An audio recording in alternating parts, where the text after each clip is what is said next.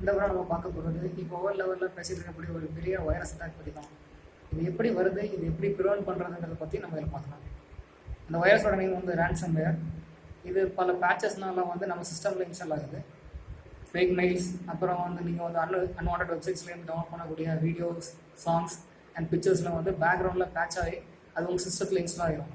Once அது install ஆகிடுச்சுன்னா அது உங்கள் சிஸ்டமில் உள்ள எல்லா ஃபைல்ஸையும் வந்து என்கிரிப்ட் பண்ண ஆரம்பிச்சிடும்.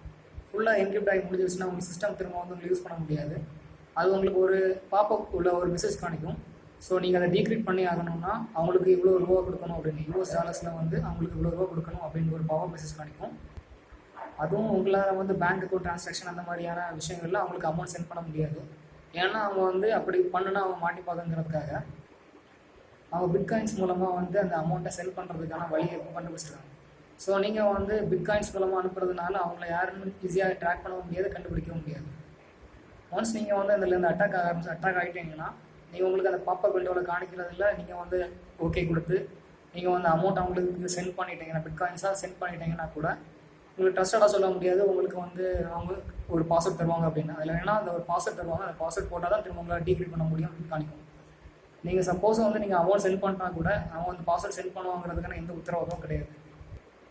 இப்போ வேர்ல்ட் லெவலில் வந்து எல்லா ஓஎஸ் கம்பெனிஸ் லைக் வந்து விண்டோஸு எல்லா ஓஎஸ் கம்பெனிஸும் வந்து இது எப்படி ப்ரிவென்ட் பண்ணுறதுங்கிறத பற்றி தான் ரிசர்ச் பண்ணிட்டுருக்காங்க. இதுலேருந்து நம்ம தப்பிக்கிறது எப்படிங்கிறது ஃபஸ்ட்டு.